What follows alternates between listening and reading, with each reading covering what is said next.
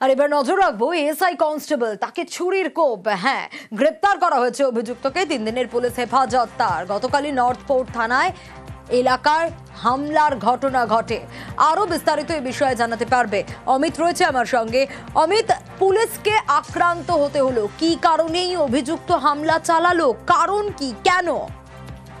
Police সূত্রে দাবি করা হচ্ছে যে ধৃত মোহাম্মদ সুলতান তাকে নর্থপোর্ট থানা এলাকার একটি জায়গাতে তিনি মাদক সেবন করার পাশাপাশি মাদক জাতীয় দ্রব্য বিক্রি করছিলেন।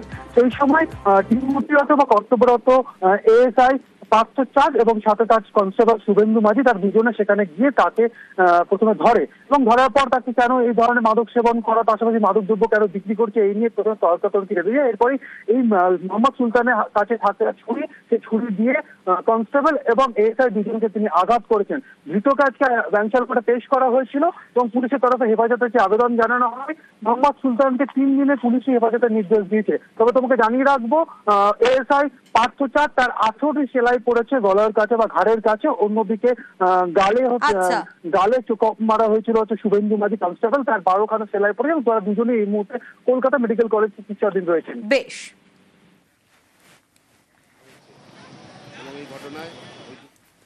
বাড়ি সংস্কার করতে গেছিলেন আর তাতেই বিপদ চলে এলো। বউবাজারে ছবি দেখাবো আপনাদের। বাড়ির একাংশ ভেঙে যায় এবং সেখানে এক শ্রমিকের মৃত্যুর খবর পাওয়া যাচ্ছে এবং আরো 3 শ্রমিককে উদ্ধার করা হয়েছে। আরো বিস্তারিত এই বিষয়ে জানবো, তার কারণ যে অভিযোগ ছিল যে অনুমতি নেওয়া হয়নি বাড়ি সংস্কারের এবং সেই অভিযোগটাই ভাড়াটেদের বিরুদ্ধে কাউন্সিলর করছেন। ছবিটা দেখেই বুঝতে পারছেন আপনারা যে এই বাড়ি কত পুরনো বাড়ি, 100 বছরের পুরনো বাড়ি, যা পুরসভার তরফ থেকে ভাঙা হচ্ছে। সুস্মিতা রয়েছে আমার সঙ্গে। সুস্মিতা, এর আগে যখন কথা হচ্ছিল তুমি বলেছিলে যে এক শ্রমিক রীতিমতো গুরুতর জখম অবস্থায় হাসপাতালে চিকিৎসাধীন ছিলেন, সেই শ্রমিকের কি মৃত্যু হলো?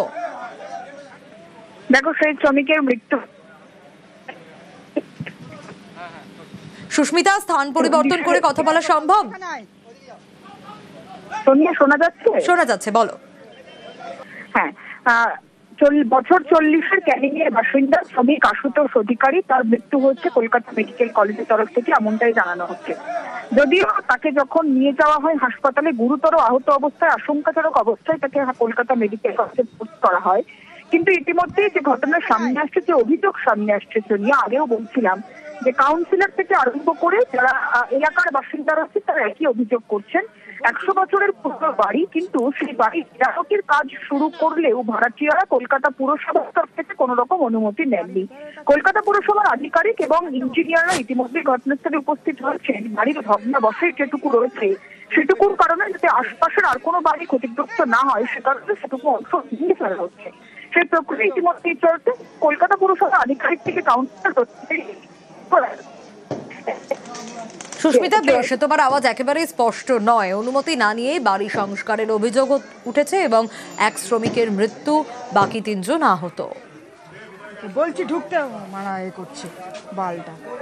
এটা অ্যাকচুয়ালি অনেক পুরনো বাড়ি, যে সুখেন দাস, অজয় দাস ছিলেন ওনাদের বাড়ি। এটা প্রায় 150-200 বছর বয়স, প্রায় ভেঙে গিয়েছিল, তো এটাকে রিপেয়ারিং এর কাজ চলছিল। তো তখন হঠাৎ পড়ে যায় ওপর থেকে, পুরো 5 জন লেবার ছিল, একজন চাপা পড়ে গেছিল, তো তাকে উদ্ধার করা হয়েছে।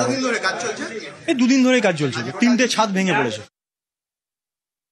চুনসুরকির বিল্ডিং ওরা একটু রিপেয়ার করার জন্য চেষ্টা করেছিল, যার জন্য পুরো পড়ে গেছে। আমাদের পারমিশন নাইনি, এখানে বাচ্চাদের স্কুলও চলে, ওই জন্য এখনো বিপজ্জনক বাড়ি ছিল না, কিন্তু এরা জোর জবরদস্তি করে যে ছান্দা করেছে, এ করেছে নিজেদের ইচ্ছা মতন, না পারমিশন নিয়েছে না কিছু করেছে। 100 বছর পুরনো যে বিল্ডিং, মালিক এখানে নেই, সব ভাড়াটে। হ্যাঁ, এখন কর্পোরেশনের লোকেরা আসে পুরো বিল্ডিং ভেঙে দিচ্ছে, আর যারা টেনেন্ট আছে তাদের বার করে দেওয়া হয়েছে। এই বাড়িতে নাকি বাড়ির মালিকরা এখন থাকেন না, যারা রয়েছেন তারা সকলেই ভাড়াটে, কিন্তু এই ভাড়াটেরা অনুমতি না নিয়ে বাড়ি সংস্কার করেছে, এমনটা অভিযোগ করলেন কাউন্সিলর। যে বক্তব্য আপনাদের শোনাচ্ছিলাম, ভাড়াটেদের বিরুদ্ধেই তিনি অভিযোগ করছেন। 100 বছরের পুরনো বাড়ি, আর সেই বাড়ি পুরসভার তরফ থেকে ভেঙে দেওয়া হচ্ছে।